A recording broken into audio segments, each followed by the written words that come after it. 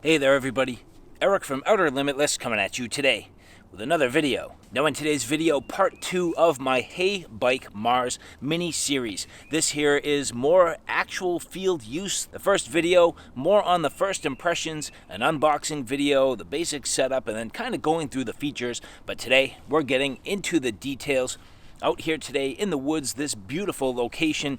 The nice thing about the Heybike Mars, well, I'm coming to places that, quite frankly, I otherwise probably wouldn't have come. That's the first thing. This is absolutely awesome. I've been riding these trails in ways that I just haven't quite seen them before. It's been really, really awesome. So again, today's video, a little more into the use, a little deeper dive into some of the features and functions.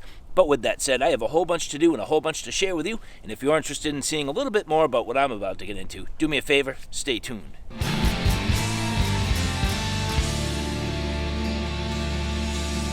Now before we get too far, I would like to say thank you very much to the people at Heybike who did provide this for review. So again, Heybike, an e-bike company. This here is absolutely awesome. This is one of their newest offerings in their lineup. Now I said in my prior video, there's a lot of companies that if you grew up on mountain bikes, well, you know the usual suspects. They have now adapted their bikes to the e-bike platform. But in this case, Heybike being grown from the ground up as an e-bike company. They are coming up on their first year and their anniversary, so there's a whole bunch of deals if you pay attention at the time of this video to the links down in the description box. You should have links to all the e-bikes, including this Mars. So the first thing is being a 20-inch rim with a 4-inch wide tire. It is sort of in that fat tire bike family. Really cool, but a little more upright. This is not the normal geometry. If you're used to mountain biking or anything like that, this is a little bit different. It kind of has a stout stance to it. It's pretty neat. It's a beefy bike, don't get me wrong. This thing is a little bit heavy.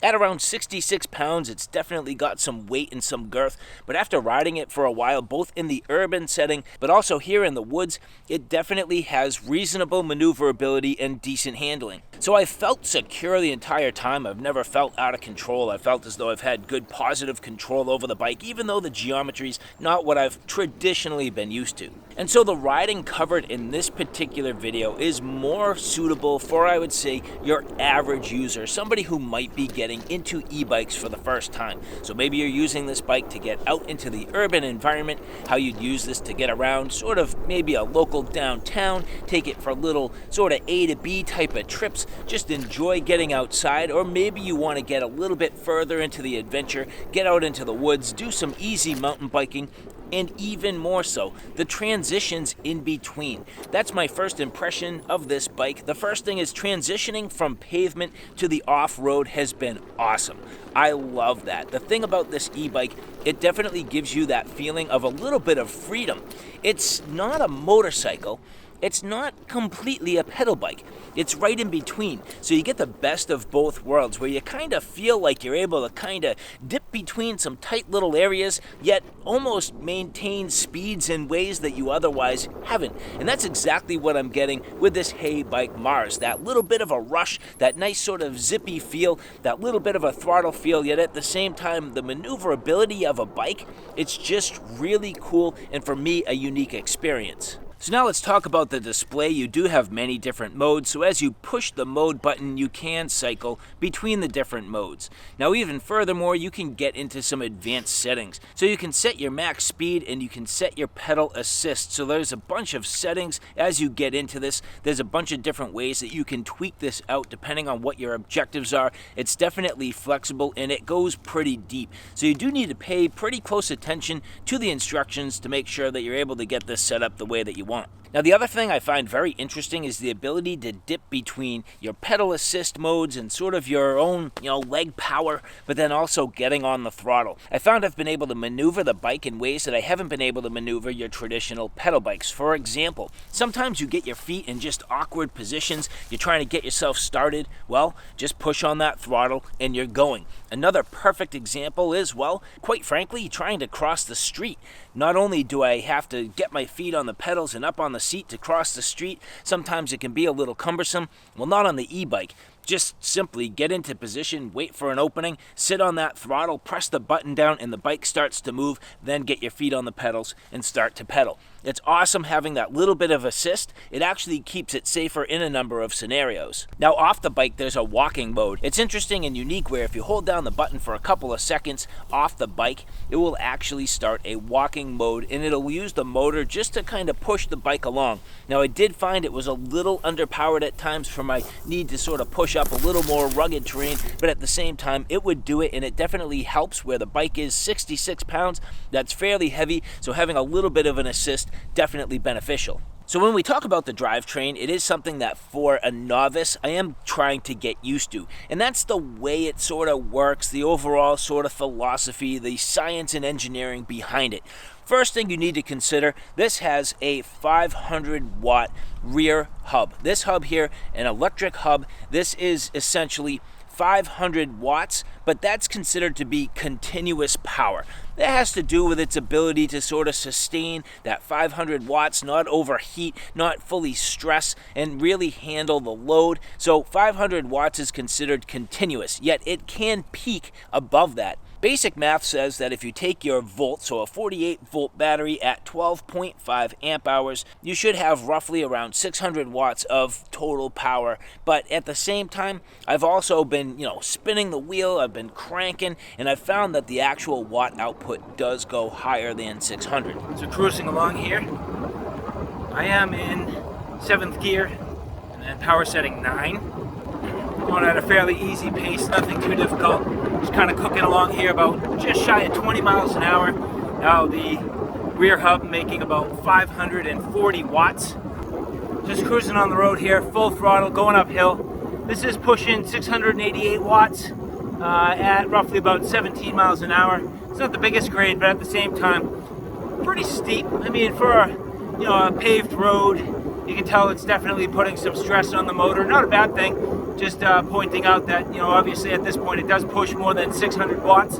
So 640 at 17.5, coming to the peak of the hill. Now this should drop off pretty much completely at this point. Peeling over the top here, 21, 22. Now it's down to 180 watts. Dropping down 38 watts. I'm going 25, 26, down to 28 watts at 25 miles an hour. So definitely the grade comes into a big play when it determines the actual watt output. I'm still getting used to it. I'm certainly not an expert. I'm trying to figure out exactly how that comes into play. And I also have to figure out sort of the when and the why.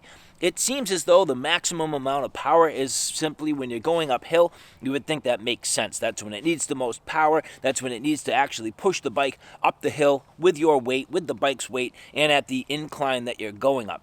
Conversely, the exact opposite, when you're going downhill, eases things up. You get a little more pedal power, a little less of the motor, so it kind of eases up. And then everything in between. Now your drivetrain 1 through 7, this is pretty easy. It's a 7-speed rear cassette. I found that, quite frankly, so far out here and on fairly even terrain, I'm riding almost always in the hardest gear, all the way to 7.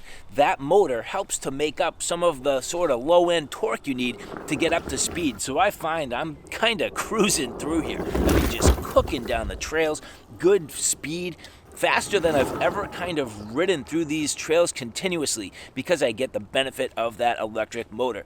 It's fun, it's energetic, it's something where I'm seeing these trails in a different way. I'm thinking about them different. I'm maneuvering my body a little bit different. I'm planning on my cornering a little bit different because I'm attacking it at different speeds and under the power of that electric motor. It is, again, unique, very cool, and I greatly enjoy it. Now in the computer settings, I did mess with the overall power modes. This came factory 0, 1, 2, and 3. I've now set it to 9. Now there were a couple settings in there that I don't think it covered completely when I look at the manual. I need to refresh that. I might have screwed a couple things up. I'm not too sure, but my impression, and again, I still need to sort of get a little bit further, and as I go through this video series, I'll continue to report to you my findings, but what I think is, when you go 0, 1, 2, and 3, 3 is kind of the top maximum pedal assist. It's the amount of the motor really pushing with your legs to give you that combined power. I feel like 3 is the max that you get total. Even though I went into the computer and I changed it to 0 to 9, I actually don't think I'm getting any more top-end power. It's just some granularity in between.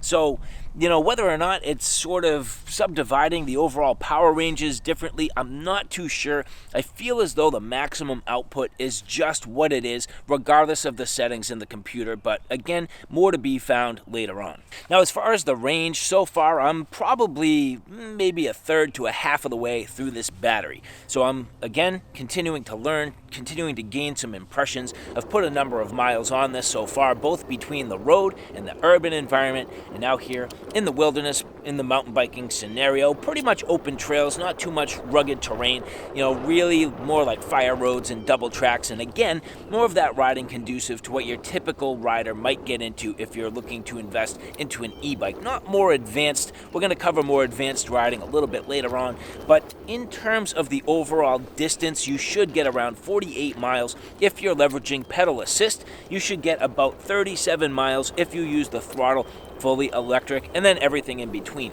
So I am definitely using a combination at different times for various reasons. Sometimes I'll be on the throttle and just kind of rock my feet into that perfect position for some cornering. Other times I'm just cranking along and that motor's kind of picking up with the pedal assist. I haven't really mountain biked on this at this point with no pedal assist. It's an e-bike. I don't really see the reason to do it other than to speak to it. I'll probably do that in the third video. Now, in terms of torque, I haven't been able to bake out the tire yet. I would love that. If you had the ability just to kind of goose it a little bit and bake out that tire, that would be nice. Haven't done it yet. I still need to kind of play with this. We'll see where it comes into play. Now, it's definitely had enough juice to help propel me up some hills. So whether or not they're hills in the urban environment, or then again here, more in the mountain biking scenario, it's had reasonable torque. Now, again, this is definitely helping me when I'm coming from the standstill. Now, this is a situation where I could just start pedaling if I want, or I could just lean on the throttle. Leaning on the throttle there, getting up to speed. That's very nice. So having the dual capability between the throttle and then also the pedal assist is really cool. And now just flying uphill, no problem. Standing on the bike, trying to get started, leaning on that throttle button, and then getting me up to speed fairly reasonably quick.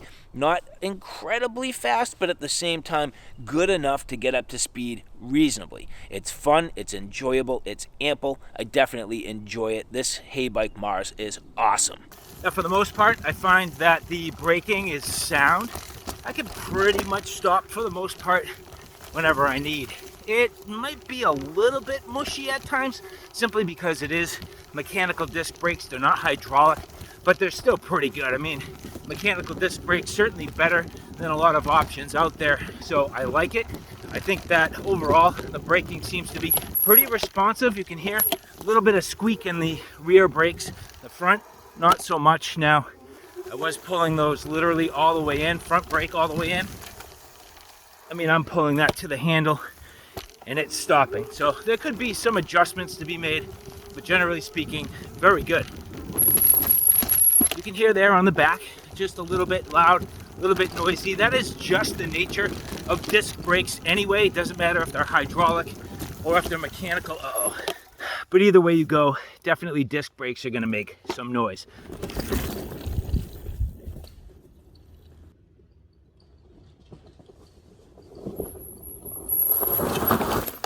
Now, just going through a final last few details. I just took the bike straight out of the box. I honestly haven't even checked the tire pressure yet. It goes up to about 20 psi. You could dial it in one way or another. I felt them. They felt nice and pliable, not too soft, not too firm. Gives me a little bit of additional cushion in combination with the suspension. Now, at this point, the suspension, I do not have it locked out. It is in the operational capacity. I've pretty much taken the dampening knob and I've turned it as far right as it can go. I can keep cranking it to the right. I don't know why. I can literally turn this thing to the right forever. It won't stop. But at this point, I think I have it so that's about as firm as it can get. I do find that at my body weight right now at around 175 pounds, I do have the ability to bottom out the shocks if I hit super hard. Now, if I'm careful and I don't really rack on it too hard and I'm kind of using some good technique and sort of feathering my body weight and manipulating the bike, it doesn't have any problem. It's nice that it takes some of the bumps, and the shocks in suspension in combination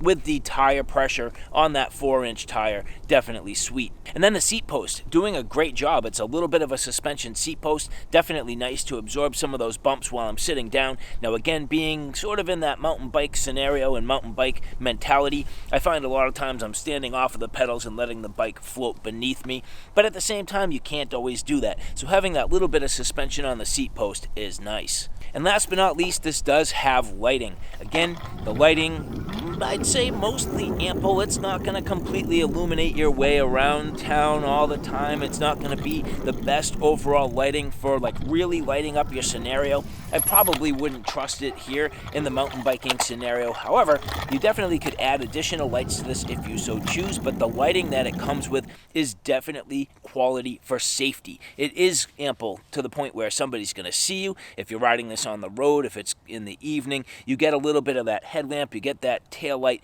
definitely nice. So from a safety perspective, it's definitely ample. And so who would really gravitate to this bike? I mean, honestly, I see this fitting so many different people, so many different sort of genres or demographics. This bike is really a do-it-all platform. I love it. I can tell you, I love this bike. It's awesome. It's weird, it's compact, and it's like stout at the same time. So it's a little bit beefy, but yet it's not overly unmanageable. I mean, you can manage it. So even if you were, somebody who was a slightly younger rider but a little bit tall, I don't think you'd have a problem. If you're a little bit older and you're a little bit, not quite as strong as you used to be, but you just want a little of that sort of motorized power to help you out, I think this would be great. If you're going to bop around the sort of urban environment, this would be an awesome little city bike. And then out here in the woods, the mountain biking scenario, it's awesome. Now, the one last place I do really want to test this is on sand. I would also love to test this on snow. I'm not going to be able to test this on snow anytime soon, but I will be able to test this on sand. So in my future videos, you're going to see some of that. The other place I see this really coming into play, and well, as a YouTube reviewer, I think I can speak to this pretty well. For those YouTube reviewers that, quite honestly, are in this genre and need to bop out to the woods for some quick video footage like today, for me, this is awesome. I am going to be outfitting this completely to be able to handle my sort of outdoor filming needs. It's going to be sort of my workhorse bike that gets me around to location and, like today, to a brand new spot that I've never been before. I'm going to be able to see new scenarios, new scenery, check out areas, do some scouting, and just enjoy the outdoors a lot easier. So, again, the Heybike Mars, awesome. And so I would like to say thank you very much to the people at Heybike for providing this for review. If you take a look in the links below, there should be some discount codes, at least at the time of this video and during their anniversary sale. But even if there's no deals, I can tell you it's a fantastic value, great bike. I enjoy it, and I think there's a place for the Heybike Mars for you.